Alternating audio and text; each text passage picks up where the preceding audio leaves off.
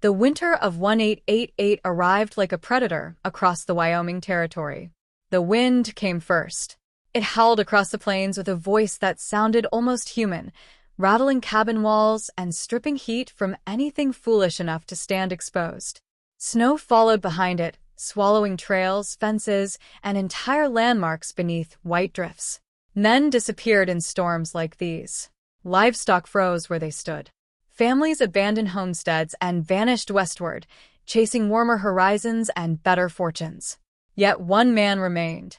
Every morning before dawn, Elias Boone stepped onto the porch of his weather-beaten ranch house and faced the cold.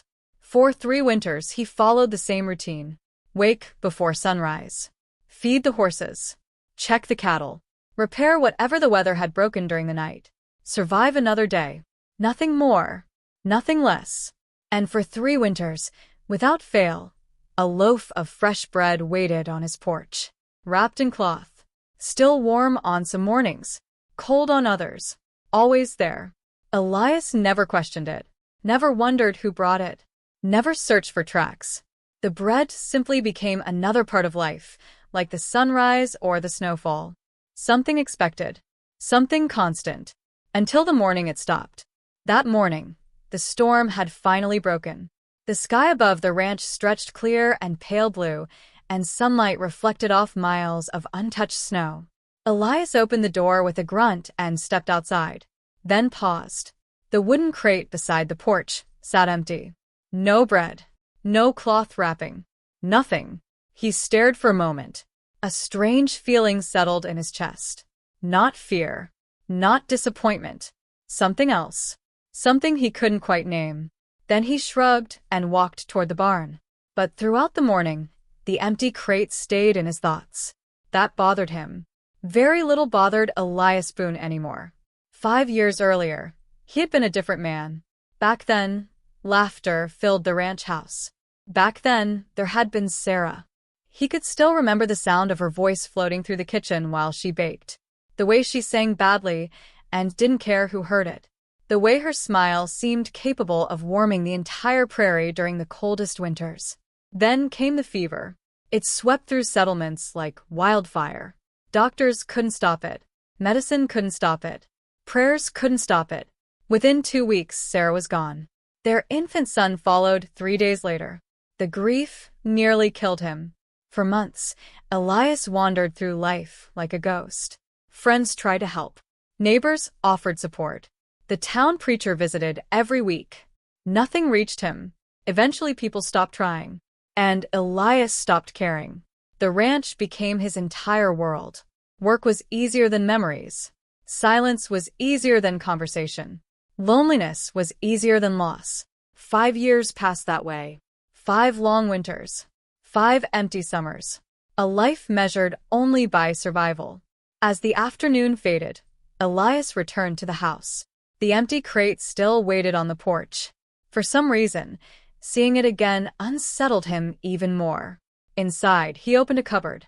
His gaze drifted across shelves. Beans, coffee, salt pork, flour. Then he noticed something surprising. The bread was missing because he had already eaten the last loaf yesterday. Without realizing it, he had come to depend on it. Not occasionally, daily. The realization felt strangely personal. Someone had crossed miles of frozen wilderness for 3 years. Someone had battled storms, snow, and darkness. Someone had done it without asking for thanks. And he had never once bothered to learn who they were. For the first time in years, guilt stirred inside him. That night sleep refused to come. The wind had returned, scratching against the cabin walls. Elias lay awake staring at the ceiling. Who leaves bread for a stranger for 3 years? Why? The questions circled endlessly through his mind. Before dawn the next morning, he saddled his horse. The nearest town sat several miles away, nestled beside a frozen river. When Elias arrived, the streets looked nearly deserted. A few wagons creaked through snow-covered roads. Smoke drifted from chimneys. The familiar smell of coal fires filled the air. His first stop was the general store. The owner, Walter Griggs, looked up in surprise. "Well, I'll be damned," the old man said. Thought you'd forgotten this town existed. Elias ignored the joke. I need information. Walter raised an eyebrow. That's so. Elias hesitated. The question sounded foolish now that he was here. Still, he asked, You ever see someone delivering bread around my place? The storekeeper's expression changed. Slowly, thoughtfully. Maybe. Elias stepped closer. Maybe. Walter scratched his gray beard. Couple years back I noticed a woman buying flour every few weeks. Bought more than she needed. Always traveled alone. A woman. Walter nodded. Strange thing was she'd come through storms nobody else would travel in. Elias felt his pulse quicken. What woman? Never got her name. Where'd she live? The old man stared through the store window. Somewhere north of the timberlands. Old cabin territory near Pine Hollow, I think. Pine Hollow. The place sat deep in isolated country. Dangerous country. Few people lived there anymore. The conversation lingered in Elias's thoughts as he left town. Outside, snowflakes had begun falling again. Small at first, then heavier. He mounted his horse and turned toward home. Halfway there, something caught his attention. Tracks. Fresh tracks crossing the snow. Human footprints. Small. Likely a woman's. They appeared near the trail and headed north. Toward the timberlands. Toward Pine Hollow. The wind strengthened. Snow swirled across the open prairie. The tracks were already beginning to disappear. Elias stared at them. For years he had ignored the mystery. For years he had accepted kindness without question. Now, for the first time, he found himself unwilling to let it vanish. He turned his horse north. The storm closed around him. And ahead, the fading footprints disappeared into a wall of falling snow. By midday, the storm had transformed the world into a white wilderness. The tracks Elias had followed were nearly gone. Snow swirled across the plains in thick curtains, erasing every landmark he knew. The farther north he traveled, the rougher the terrain became. Open prairie gave way to dense pine forests where towering trees blocked the fading sunlight. His horse snorted nervously. The animal sensed danger. So did Elias. The cold seemed different here. Sharper. More hostile. The kind of cold that crept through clothing and settled deep inside a man's bones. He pulled his coat tighter and pressed onward. Hours passed. The trail vanished completely. Now he rode on instinct alone. The wind screamed through the trees. Branches groaned overhead. Somewhere in the distance, a wolf howled. Then another answered. Elias reached for the revolver hanging at his hip. The sound brought back old memories. Cattle drives. Winter camps. Long nights spent guarding herds from predators. But age and grief had dulled some of those instincts. For the first time in years, he realized how vulnerable he truly was. The whiteout struck without warning. One moment, he could see 20 yards ahead. The next, he could barely see the horse's ears. Snow exploded around him. The sky disappeared. The ground disappeared. Everything became white. His horse panicked. It stumbled sideways. A sharp crack echoed beneath the wind. The animal cried out. Elias jumped from the saddle. The horse's front leg had sunk into a hidden depression beneath the snow. Not broken, but close. The animal thrashed desperately. Easy, Elias shouted. He fought to calm it. The storm swallowed his voice. Snow blasted into his face. His gloves had become stiff with ice. His fingers burned from the cold. Minutes passed. Then an hour. The horse remained trapped. And Elias felt something he hadn't felt in a long time. Fear. Real fear. The kind that whispered a simple truth. You may die here. The thought angered him. Not because he feared death, but because he had finally decided to seek answers. And now the wilderness might bury him before he found them. A sudden movement appeared through the snow. A shadow. Then another. Elias drew his revolver instantly. The figure stepped closer. Tall. Broad-shouldered. Wrapped in buffalo hide. Snow clung to his dark hair. His face remained calm despite the raging storm. For several seconds, neither man spoke. The stranger looked at the trapped horse. Then at Elias. Without a word, he knelt beside the animal. Together they began digging. The stranger worked efficiently, deliberately, like a man who understood the wilderness better than most people understood their own homes. 20 exhausting minutes later, the horse pulled free, breathing heavily. Alive. Elias lowered his revolver. The stranger stood. His expression never changed. You followed the wrong ridge, he said quietly. His voice was calm and steady, as if the storm did not exist. Elias studied him carefully. You know these woods? The stranger nodded. I know every tree. The wind howled around them. You got a place nearby? Elias asked. The man glanced toward the darkening sky. Follow. That was all he said. Normally Elias would have refused. Trust came hard to him, especially from strangers. But freezing to death came easier. So he followed. The stranger led him through winding trails invisible beneath the snow. After nearly an hour, they reached a narrow rock shelter hidden among towering pines. A small fire already burned inside. Elias never asked how. The stranger simply seemed prepared for everything. The horse was secured.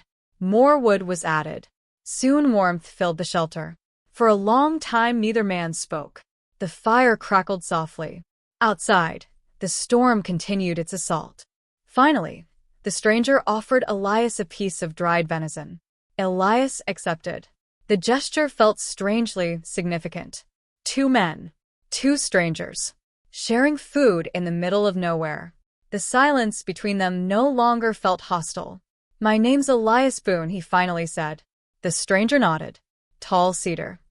The name suited him. Strong, quiet, rooted.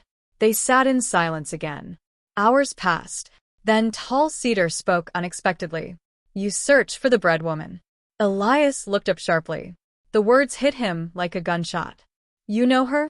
Tall Cedar stared into the fire. I know of her. Hope surged through Elias for the first time since leaving home. Who is she? The native tracker didn't answer immediately. Instead, he fed another piece of wood into the flames. A good woman, he said at last. Where does she live? Tall Cedar looked toward the storm. Pine Hollow. The same place Walter had mentioned. Elias leaned forward. Then take me there. We go tomorrow. Why not now? Because tonight would kill us. The statement carried no emotion, just fact. Elias knew he was right. Still, impatience gnawed at him. 3 years. Someone had cared enough to leave bread through storms like this. And he had never noticed. The realization grew heavier each passing hour. Sleep came slowly. When dawn finally arrived, the storm had weakened. Gray sunlight filtered through the trees. The two men broke camp and continued north. The forest seemed endless. Pines stretched across hills blanketed in snow.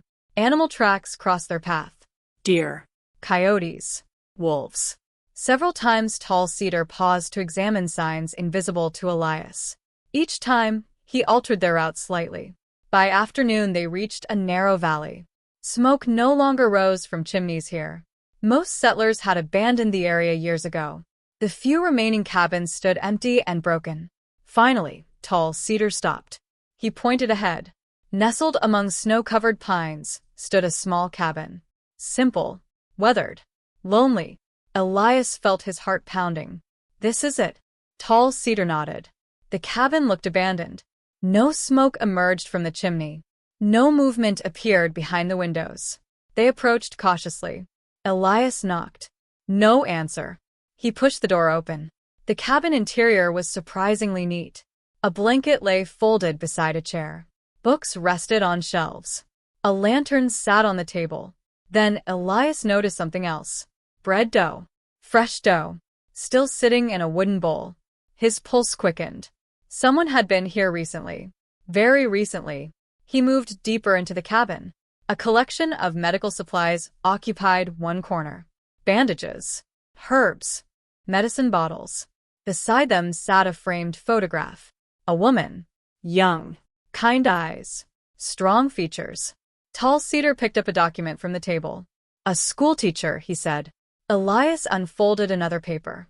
The name written across it read, Clara Whitmore. The mystery finally had a face. The woman who had crossed storms for 3 winters. The woman who had quietly watched over him from afar. But where was she? Elias turned toward the door. Then he saw it. A dark stain in the snow outside. Blood. Fresh blood. His stomach tightened. More stains appeared several yards away. And beside them, boot prints. Many of them. Signs of a struggle. Signs that Clara had not left willingly. Tall Cedar crouched beside the tracks. His face hardened. For the first time since they met, Elias saw concern in the tracker's eyes. She was taken, Tall Cedar said. The wind whispered through the pines. Neither man spoke. The mystery they had chased across the frozen frontier had suddenly become something far more dangerous. Someone had taken Clara Whitmore, and judging by the tracks, they had no intention of bringing her back. The tracks leaving Clara Whitmore's cabin cut through the snow like scars. Elias stared at them in silence. There were at least 6 men, maybe more. Heavy boot prints, horse tracks, signs of a struggle. One broken basket lay half-buried beneath the snow. A few frozen pieces of bread were scattered nearby, crushed into the ground. For a moment, Elias simply stood there. 3 years. 3 winters. 3 years of kindness. And now the woman who had quietly cared for him had vanished into the wilderness. The guilt hit harder than the cold. If he had looked for her sooner, if he had asked questions sooner, maybe none of this would have happened. Tall Cedar rose from his examination of the tracks. They left yesterday. Can you follow them? The tracker nodded. Yes. Then let's move. The 2 men mounted their horses and headed north. The trail wound deeper into dangerous country.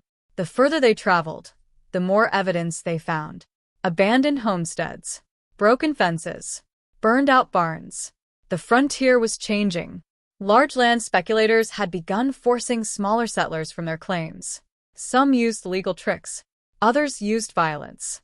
Rumors of outlaw gangs had spread through the territory for months. Men who worked for wealthy investors. Men who intimidated families into abandoning their land. Men who believed fear was more effective than law. As evening approached, Tall Cedar dismounted beside an abandoned ranch house. Fresh tracks surrounded the property. He studied them carefully. The same men. Elias looked toward the ruined structure. What happened here? Tall Cedar pointed toward the collapsed barn. Family lived here. Lived? The tracker nodded. They left. Elias understood immediately. Or they had been forced to leave. The realization deepened his anger. This wasn't just about Clara anymore. Whoever had taken her had likely destroyed countless lives before hers. And unless someone stopped them, they would continue. The pursuit lasted 3 days. 3 brutal days across frozen wilderness. The weather offered no mercy. The first challenge came at a river crossing. The water wasn't fully frozen. Sheets of ice drifted through dark currents below.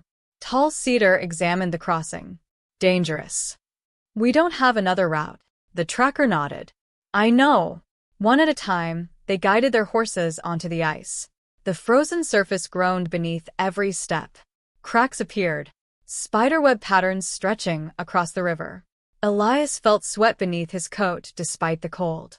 Halfway across, disaster struck. A section of ice shattered beneath his horse. The animal plunged into freezing water. Elias fell with it. The cold hit like a hammer. His lungs seized. The current pulled him under. Darkness swallowed everything.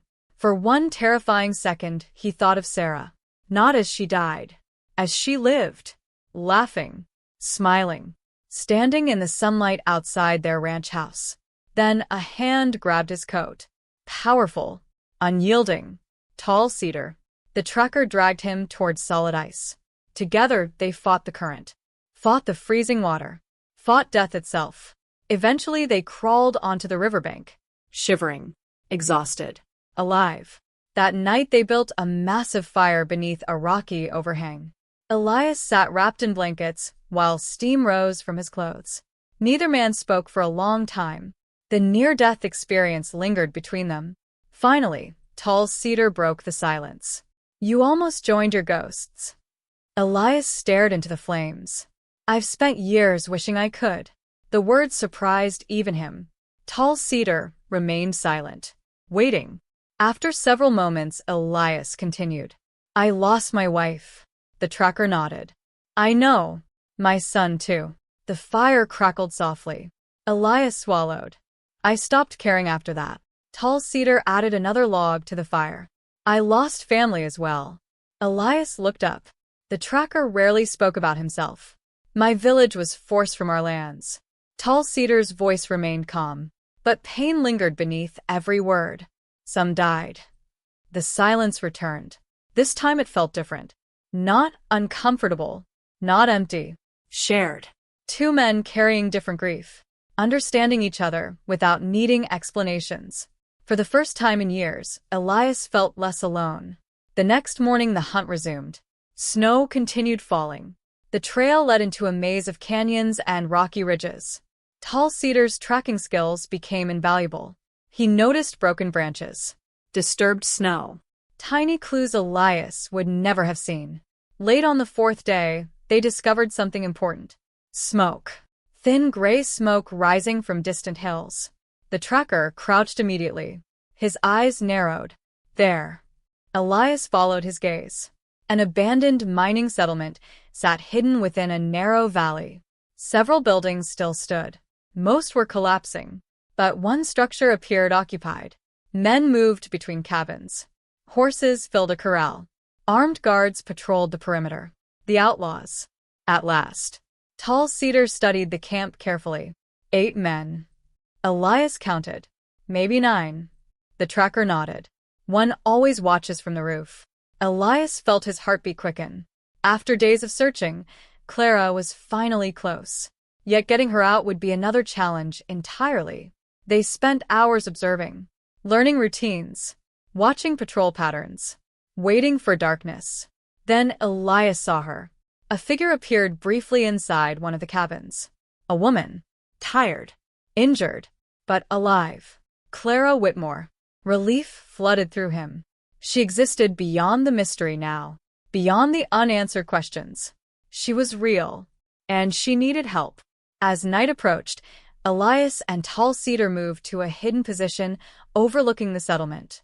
Snowflakes drifted through the darkness. The temperature continued dropping. Perfect conditions for an attack. Perfect conditions for confusion. Tall Cedar drew a rough map in the snow. 2 guards here. He pointed. One near horses. Another mark. The others inside. Elias studied the layout. You take the roof? Tall Cedar nodded. I'll create a distraction. The tracker looked at him. No. Elias frowned. What? Not distraction. Tall Cedar pointed toward the cabin where Clara was held. Rescue. The correction struck deeper than expected. For years Elias had thrown himself into danger because he simply didn't care whether he lived. Now something had changed. This wasn't about death. This was about saving someone. Someone who deserved saving. Hours later, darkness completely covered the valley. The settlement lights flickered beneath falling snow. The storm was returning. Strong. Fast. A gift from nature itself. The 2 men prepared their weapons. Checked ammunition. Reviewed the plan. Then waited. And waited. Finally, movement caught Elias's eye. A large man emerged from the central building. Broad shoulders. Heavy coat. A revolver hanging from his side. The others seemed to follow his orders. The leader. The man responsible. The man who had taken Clara. He crossed the settlement and entered her cabin. A moment later, a lantern illuminated the window. Elias carefully shifted position, looking through the frost-covered glass. Inside, Clara sat tied to a chair. Bruised. Exhausted. But defiant.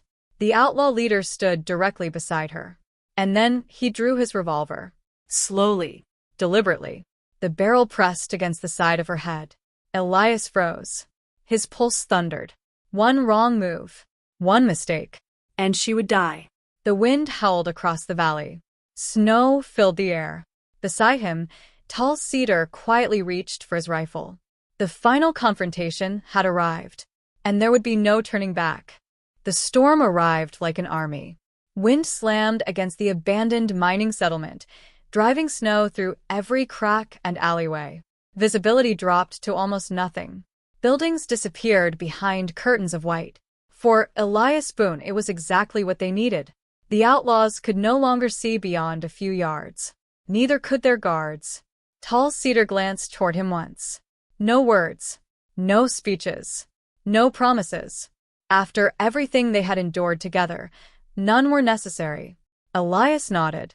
The tracker vanished into the storm. Seconds later, a sharp whistle echoed through the valley. Then another. One of the guards turned toward the sound. Confused. A rifle cracked. The man dropped instantly. Chaos erupted. "We got company." Voices exploded through the settlement. Men stumbled from buildings, reaching for rifles and revolvers. Another shot rang out. A second guard collapsed. Tall Cedar moved like a ghost through the blizzard. Appearing, disappearing, striking, vanishing again. Elias used the confusion.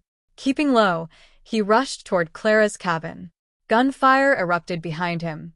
Bullets slammed into wooden walls. Snow burst from the ground around his boots. The settlement transformed into a battlefield. Horses screamed inside the corral. Panicked animals kicked and bucked against their restraints. A lantern crashed from a porch. Flames spread across dry timber. Orange fire mixed with white snow. Smoke twisted into the night sky. The entire valley seemed caught between winter and hell. Elias reached the cabin. A guard stepped from the doorway. Too late. Elias slammed into him. Both men crashed into the snow. The outlaw swung a knife. Elias grabbed the man's wrist. Twisted hard. The blade fell. A punch landed. Then another. Years of grief and guilt fueled every blow. The outlaw finally collapsed unconscious. Elias grabbed the keys from his coat and burst inside. "Clara." The woman looked up. For a moment neither moved. She stared at him with disbelief, as if she thought he might be a dream. "Elias Boone?" He hurried toward her. "Can you walk?" She nodded weakly. He cut the ropes binding her wrists. Before either could move, the cabin door exploded inward. The outlaw leader stood there, revolver raised, eyes burning with fury. "So you're the cowboy." The barrel pointed directly at Elias. Everything seemed to slow. The wind, the fire, the storm, even time itself.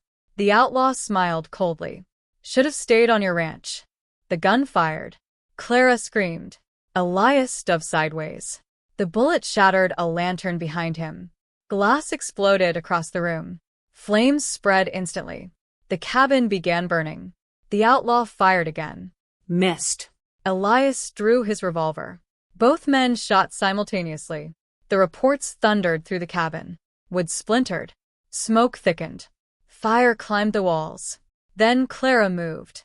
She grabbed a burning piece of timber and hurled it toward the outlaw. Instinctively, he flinched. That single moment was enough. Elias lunged forward. Both men crashed through the doorway and into the storm. The revolver disappeared into the snow. Now it became personal. Fists. Boots. Raw survival. The outlaw was younger, stronger. But Elias fought with something far more dangerous. Purpose. The two men exchanged brutal blows. Blood mixed with snow. Neither yielded. Neither retreated. The fight carried them toward an abandoned mine shaft hidden beneath drifting snow. Neither noticed until the ground cracked. Wood snapped beneath their feet. Both men fell. The rotten platform collapsed. Elias barely caught the edge. The outlaw dangled beside him. Dozens of feet below waited darkness and jagged rock.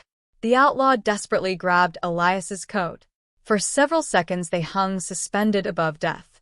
Snow swirled around them. The storm screamed overhead. The outlaw stared upward. Fear finally replacing arrogance. "Help me." Elias looked into the man's eyes. Memories flooded back. Sarah. His son. Years of loneliness. Years wasted. Years spent becoming someone he no longer wanted to be. The easy choice would be revenge. The easy choice would be letting go. Instead, Elias reached down, tried to pull him up. But the outlaw panicked. He grabbed wildly. The old timber shifted again. Cracked. Then broke. The man's eyes widened. A scream vanished into darkness. Silence followed. Only the storm remained. A few moments later, Tall Cedar appeared. Together they pulled Elias to safety. The battle was over. The remaining outlaws had fled into the wilderness. The settlement belonged to the storm once again. As dawn approached, the fire finally died. Snow covered the ruins. Elias sat beside a small campfire with Clara wrapped in blankets. For a long time neither spoke. The events of the night weighed heavily on both of them. Finally, Clara broke the silence. "I never thought you'd come." Elias stared into the flames. "Neither did I." A faint smile touched her lips. Then it disappeared. "You never knew, did you?" "Knew what?" "About the bread." Elias shook his head. "No." Clara looked toward the horizon where the first light of morning touched the snow. "Years ago, when I arrived in Wyoming, I nearly died." Her voice was quiet. The winter was brutal. I was alone. Sick. Pregnant. Elias listened carefully. "Nobody would help me." She swallowed. "Nobody except Sarah." At the mention of his wife's name, something tightened inside his chest. "She stayed with me for 3 days." Clara continued. "She brought food, medicine, firewood." Tears glistened in her eyes. "She saved my life." The wind whispered softly through the pines. Elias remained silent, listening, remembering. "After she died, I wanted to repay that kindness." Clara looked directly at him. "But you wouldn't accept charity." A sad smile appeared. "So I left bread." Elias felt emotion rising unexpectedly. Not pity, not grief. Something deeper. 3 years. Clara nodded. 3 years. Through every storm? Through every storm. For several moments, neither spoke. Then Elias finally understood. The bread had never been about food. It had never been about obligation. It was gratitude. A promise. A way of ensuring Sarah's kindness continued long after her death. A way of telling a grieving man he had not been forgotten. The realization nearly broke him. But unlike previous years, he did not hide from it. He accepted it. Weeks later, spring slowly began pushing winter back. The snow melted. Rivers flowed again. Life returned to the frontier. Clara's injuries eventually healed, but not completely. Her relatives in another territory offered her a place to stay. Safer, warmer, more stable. The morning she left, Elias accompanied her to the stagecoach station. Neither found many words. Some goodbyes don't need them. When the coach finally arrived, Clara handed him a folded letter. "Read it later." He nodded. Then she climbed aboard. The coach disappeared down the road. Elias stood watching until it vanished from sight. A chapter of his life had ended, but another had quietly begun. Tall Cedar departed soon after. The tracker preferred open horizons and distant mountains. Before leaving, he offered a simple handshake. A rare gesture. A meaningful one. "Take care, brother." Elias nodded. "You too." Then Tall Cedar rode west and disappeared into the vast frontier. Months passed. Summer arrived. Then autumn. Eventually winter returned once again. One cold morning, Elias woke before dawn. The ranch house felt different now. Not because it had changed, because he had. He stepped into the kitchen and placed a fresh loaf of bread on the table. His bread, made by his own hands. The same recipe Sarah once used. Beside it rested Clara's letter, worn from countless readings. Outside, snow drifted gently across the plains. Inside, warmth filled the room. For the first time in many years, Elias smiled. Not because the pain was gone. Some losses never leave us. Not because life had become easy. The frontier remained harsh. The winters remained long. The memories remained. But he finally understood something important. Kindness matters. Even when unnoticed. Even when unrecognized. Sometimes the smallest acts keep another person alive.